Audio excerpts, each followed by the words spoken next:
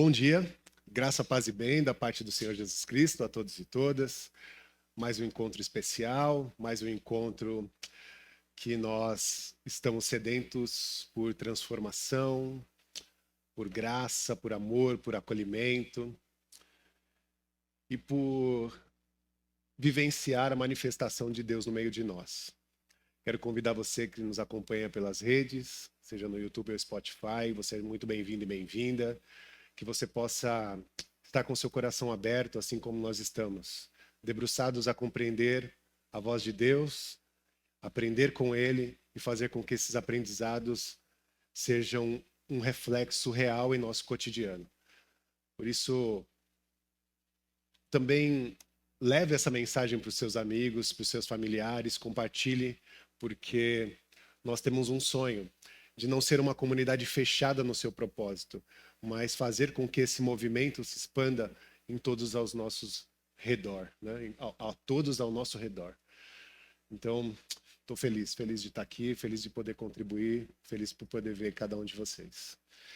Hoje eu venho com uma bagagem, venho atravessado por muitas reflexões, venho também com mensagens que foram me afetando ao longo desse mês, um mês que também traz um símbolo de luta, de resistência, o mês de novembro, o mês da consciência negra, um mês que marca a nossa trajetória no ano todo e que não é só uma celebração de um dia, de uma data ou somente do mês, mas que fala muito da nossa espiritualidade e todas as tensões relacionadas a esse tema estão explícitas nos textos bíblicos.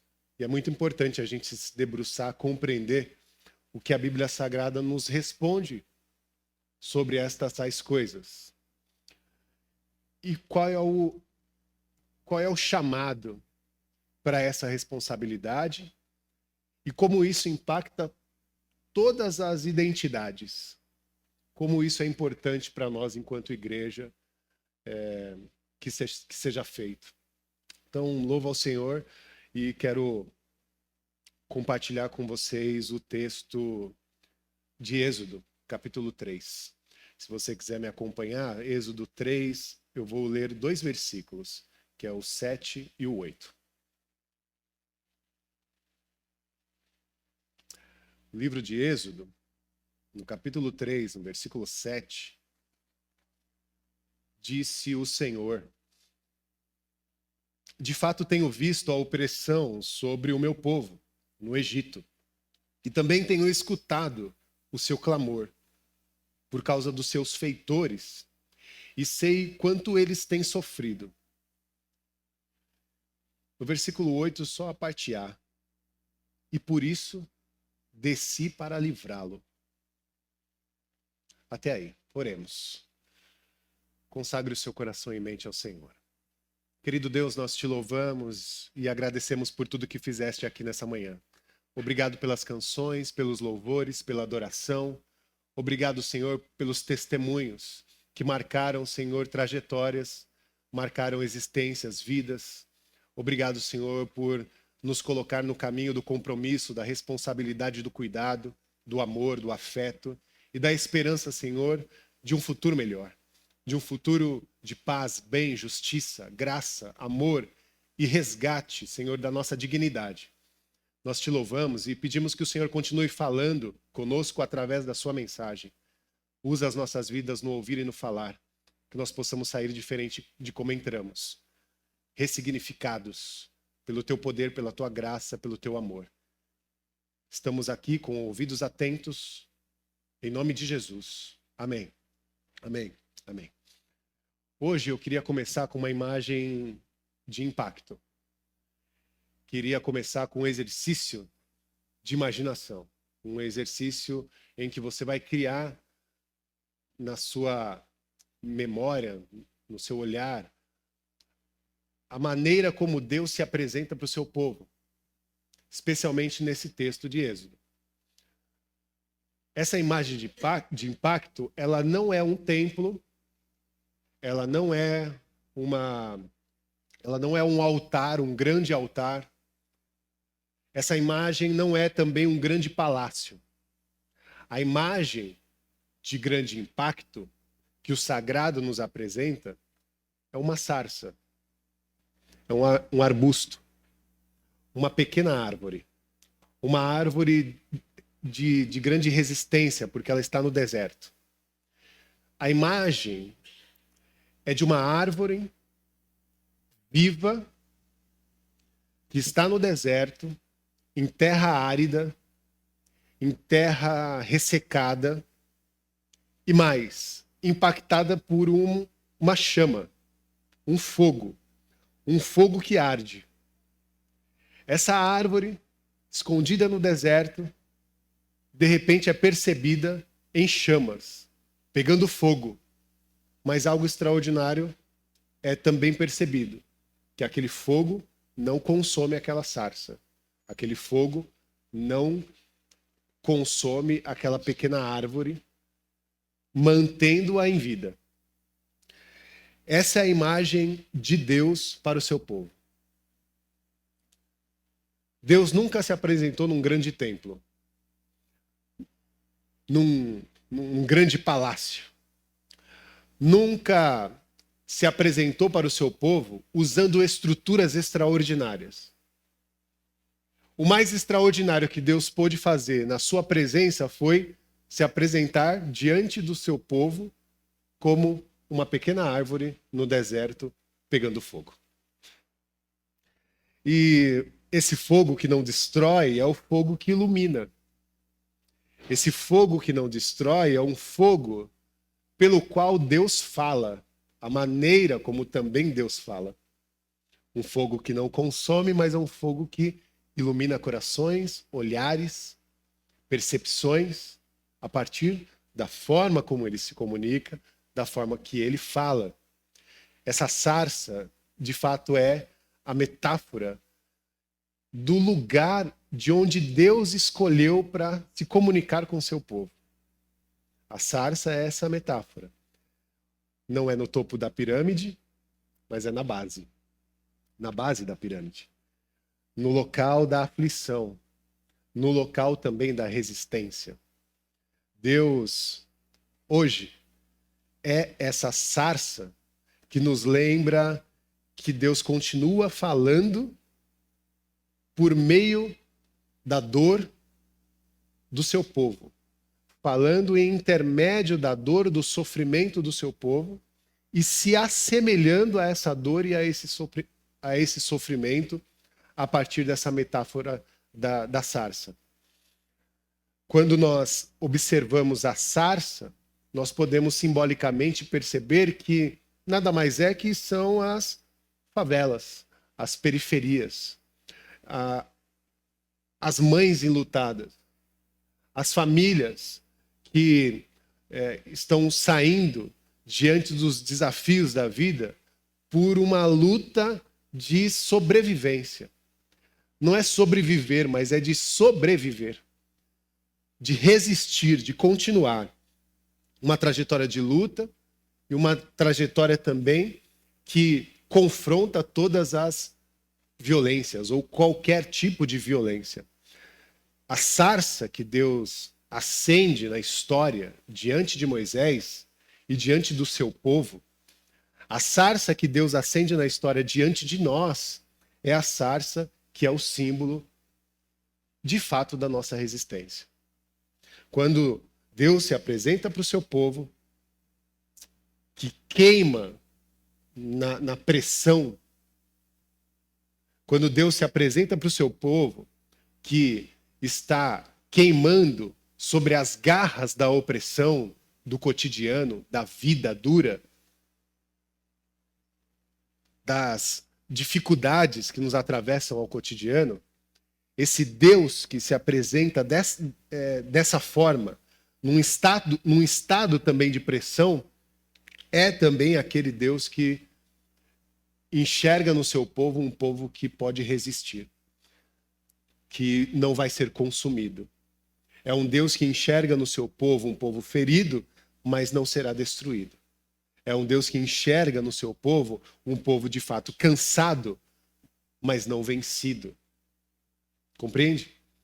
Um Deus que olha para o seu povo opresso, mas que resiste. Um Deus que olha para o seu povo que passa por trajetórias tão difíceis, mas que ainda permanece em pé. Deus se apresenta com a mesma estética.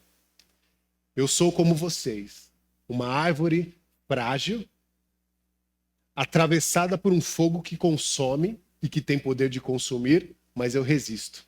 Eu resisto. Assim como eu olho para o meu povo e percebo que há nele a possibilidade de resistir.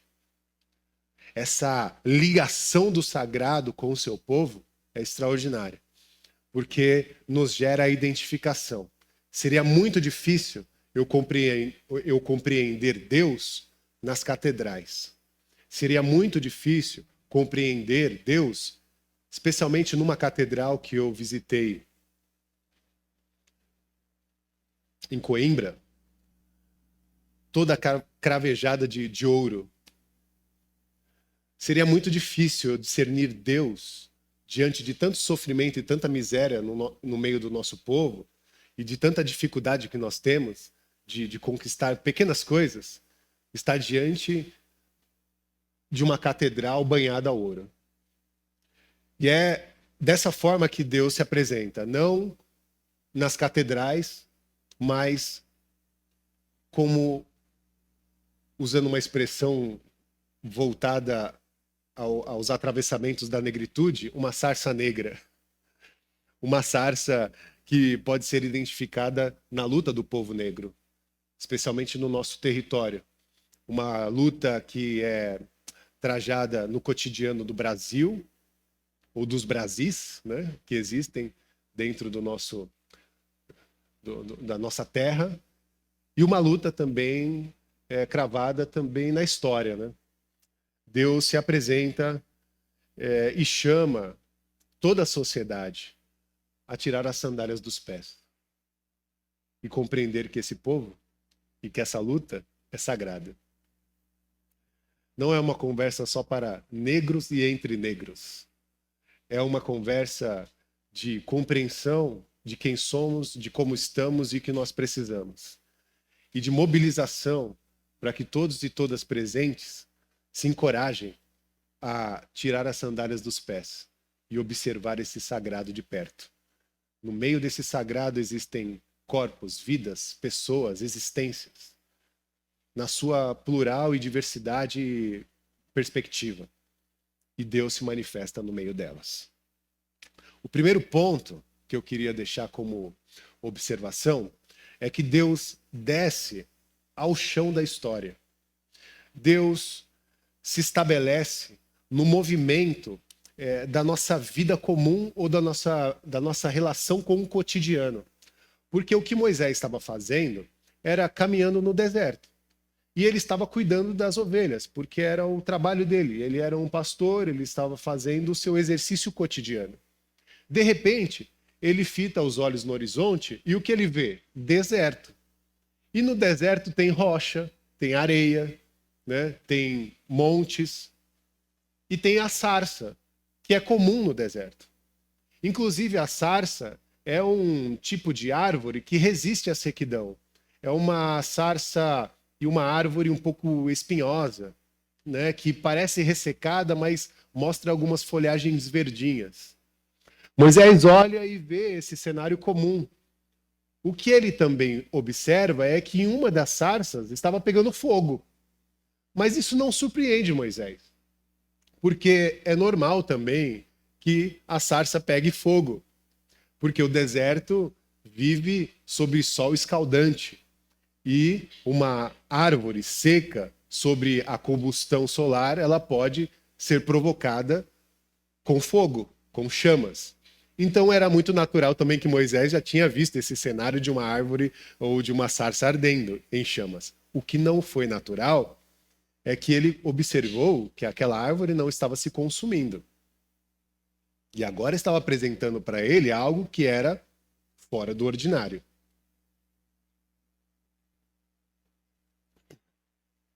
Vamos para o texto. Êxodo 3:7, né? Deus se revela. Desculpa.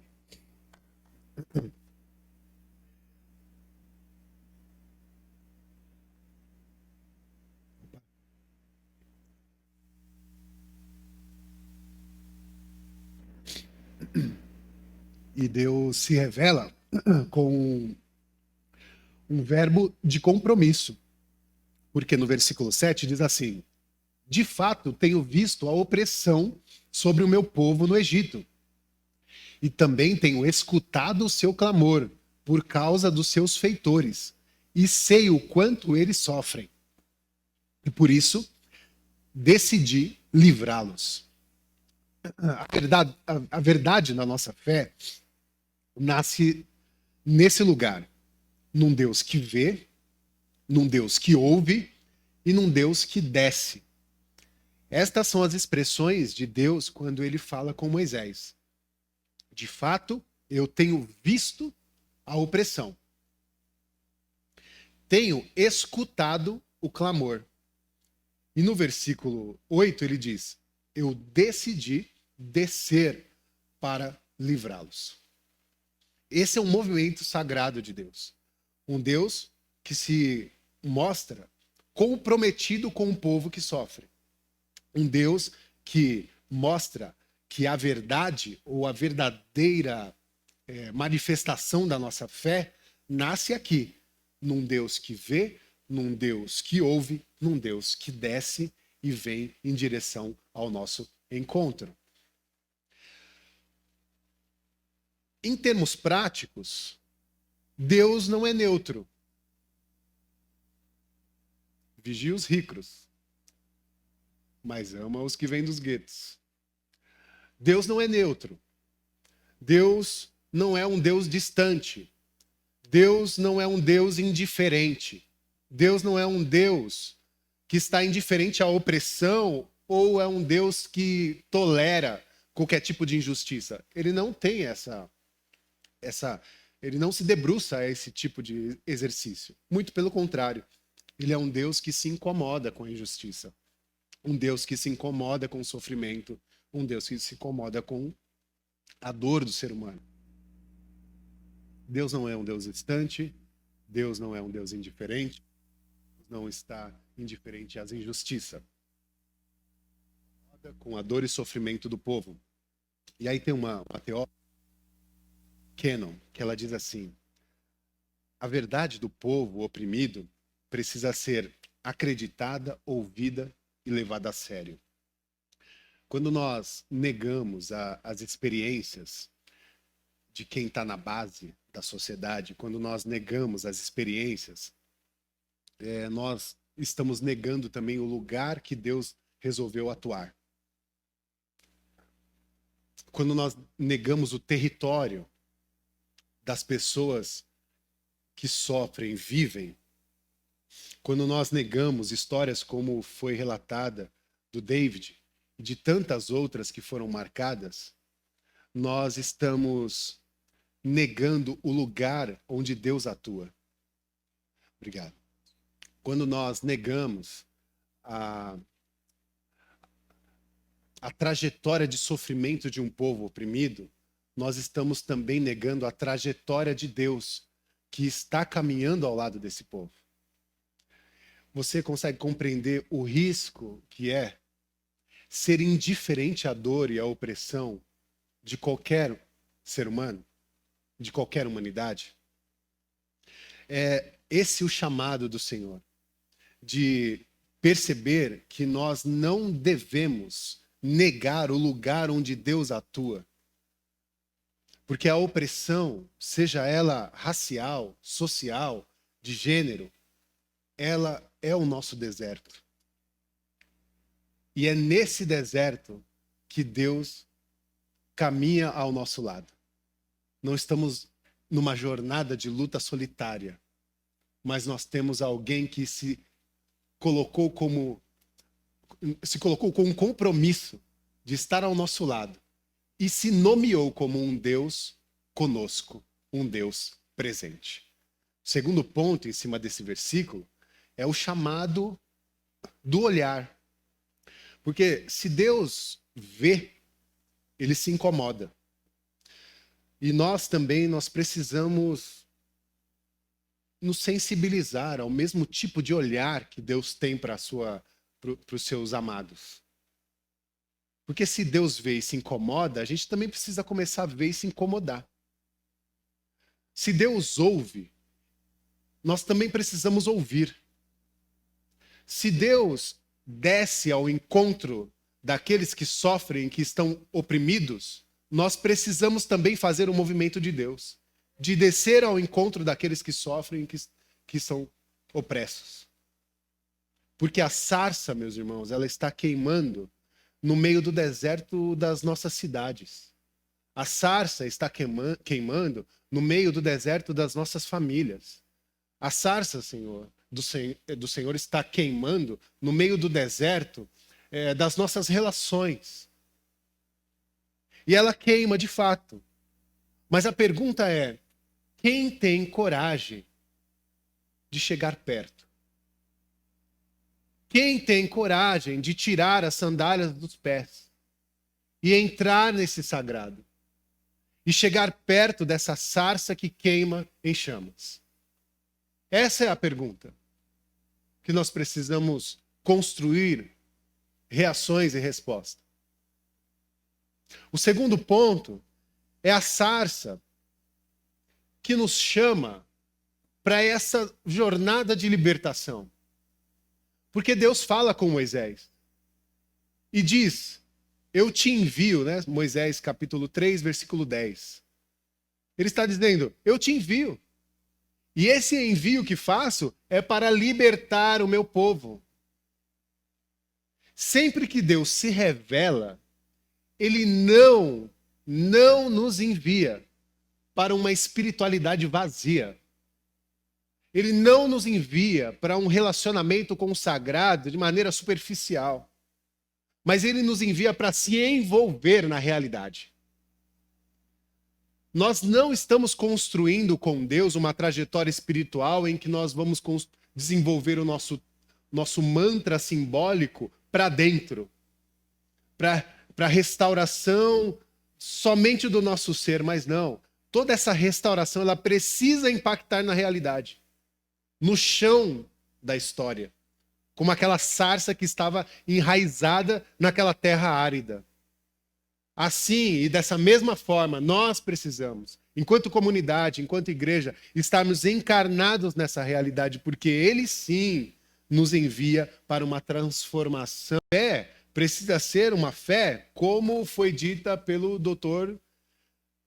James Cone, que diz que Deus está com os que estão feitos negros na sociedade.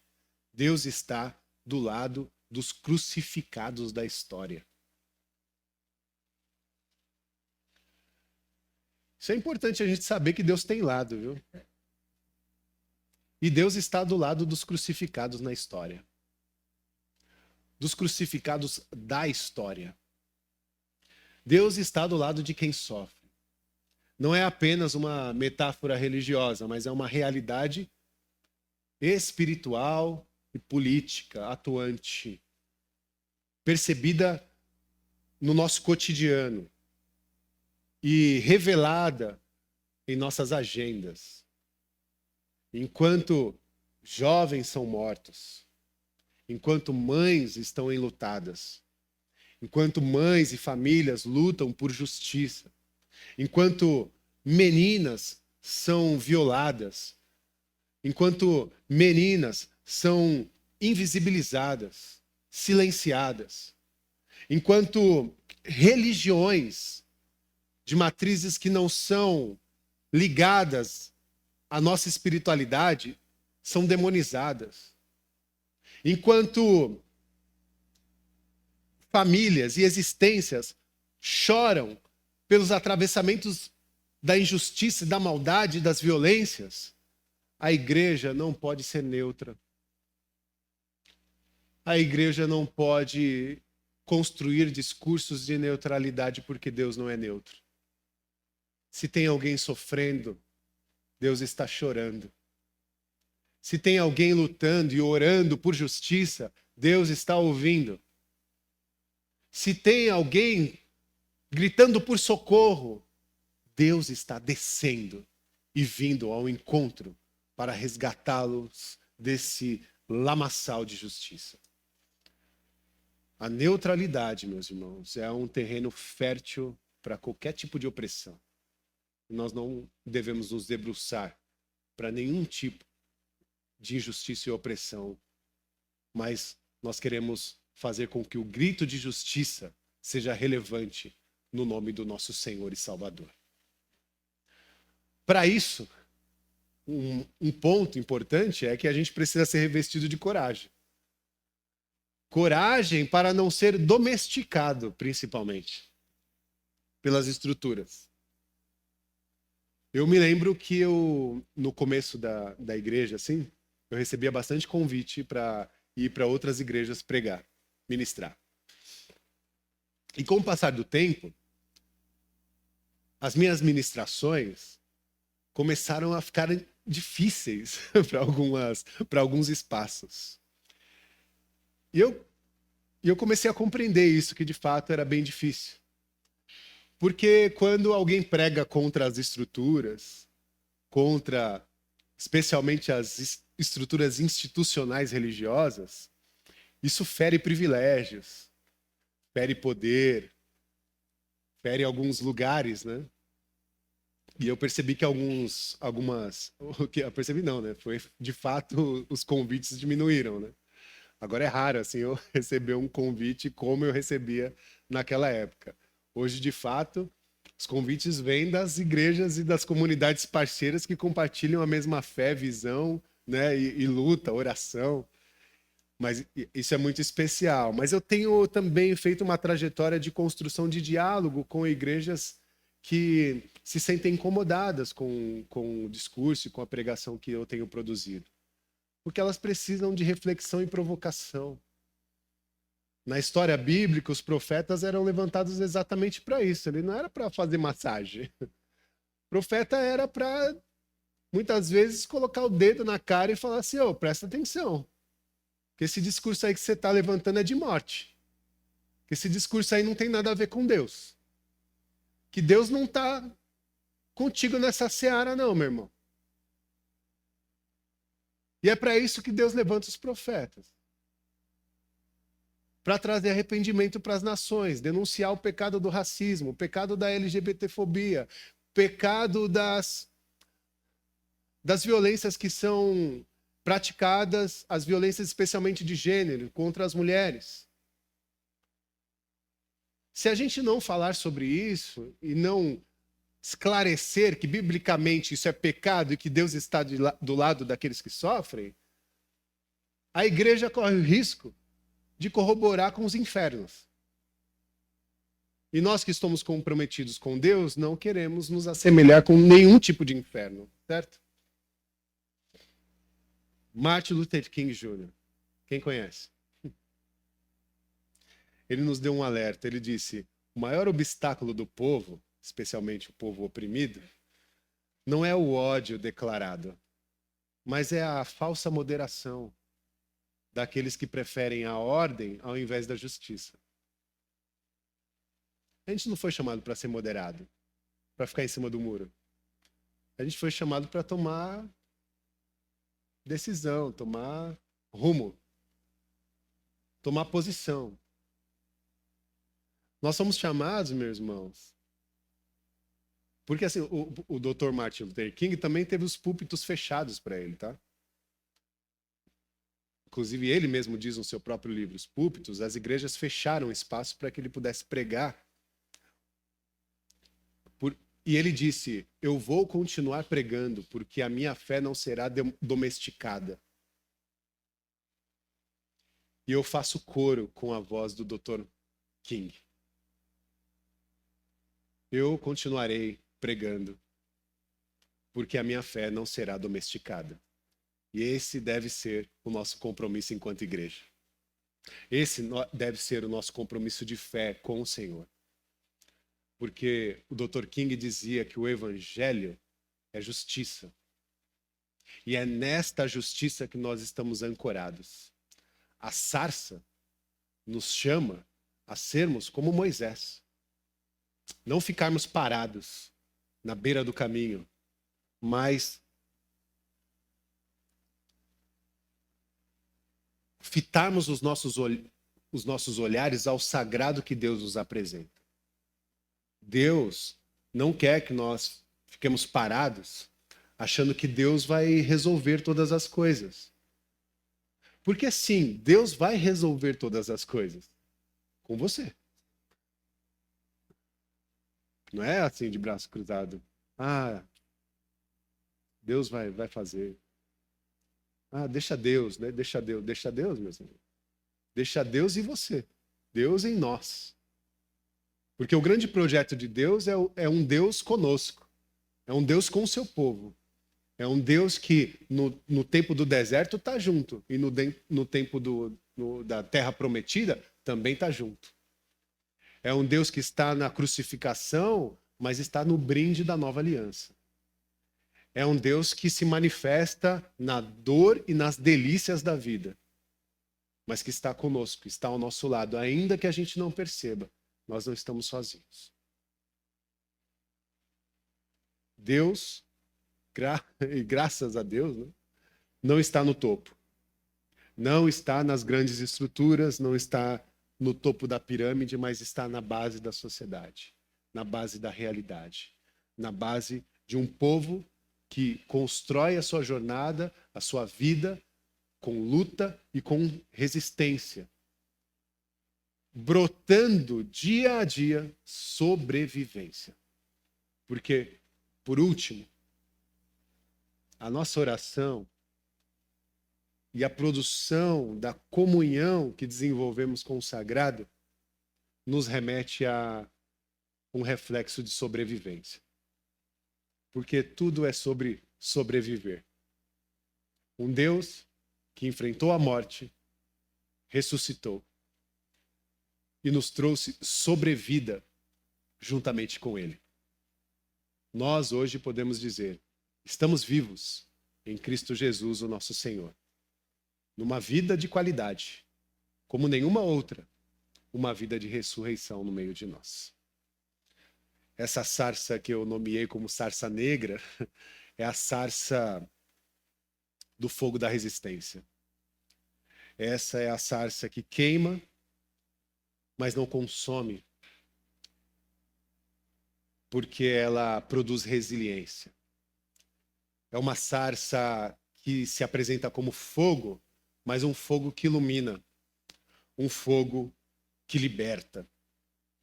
Moisés escuta o chamado e pergunta: quem sou eu, Senhor? Quem sou eu para fazer essas obras?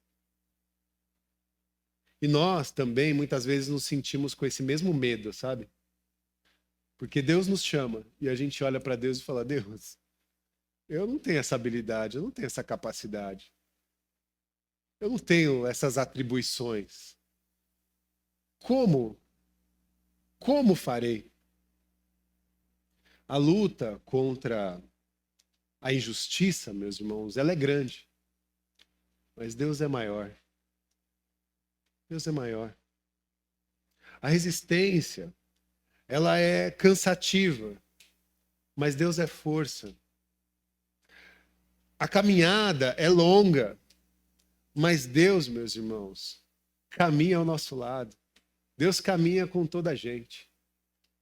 O Evangelho é luz e ilumina a nossa consciência, escurece os nossos olhares e se manifesta na possibilidade de trazer a reflexão que, se a igreja não ouve a dor do povo, a igreja não está ouvindo a voz de Deus. Não existe evangelho neutro. A boa notícia é para os oprimidos, é para aqueles e aquelas que sofrem. Se não for isso, não é evangelho. Não é boa nova. Não é boa notícia. Como comunidade, que nós todos e todas sejamos aqueles e aquelas que honram a história. Aqueles e aquelas que têm escuta ativa diante do sofrimento. Aqueles e aquelas que celebram a luta com resistência. Que nós sejamos uma comunidade que denuncia as injustiças. E que nós também possamos ser, como David bem nos lembrou, um espaço seguro para toda a gente. Que nós possamos ser um lugar de anúncio, de libertação para toda a gente. Porque a sarça ainda está queimando. E Deus ainda está nos chamando. Quem vive com os ouvidos atentos, escuta o Senhor. E eu, em nome de Jesus, peço, faço a minha súplica. Escute a manifestação que vem de uma sarça que arde em chamas. Em nome de Jesus. Amém. Amém e amém. Eu quero orar com você. Orar para que a voz de Deus seja compreendida a partir da nossa escuta ativa. Que nós possamos compreender qual é o movimento de Deus e ser igreja a partir deste movimento. Que nós possamos ouvir a voz de Deus e fazer com que esta voz gere novos significados, demolindo as ideias antigas, restituindo aquilo que nos foi roubado e construindo pontes, caminhos e possibilidades para que a manifestação da graça, da justiça, seja relevante na nossa fala, no nosso olhar, nos nossos posicionamentos e na transformação pela contribuição da cura que vem através dos nossos afetos. Que Deus nos abençoe. Sejam abençoados com o amor de Deus, o eterno, com a graça e a manifestação de Cristo Jesus, o nosso Senhor, e com o sopro vivificante da Ruach Kadosh, da divina Ruach, do Espírito Santo. Sopra sobre nós e através de nós. Nos dê, Senhor, uma semana abençoada, um mês de profunda força e reflexão. Um mês onde pessoas atravessam despedidas, profundas reflexões e análise, que o Senhor sustente o nosso emocional, a nossa esperança e os nossos sonhos. Em nome do Senhor Jesus. Amém, amém e amém.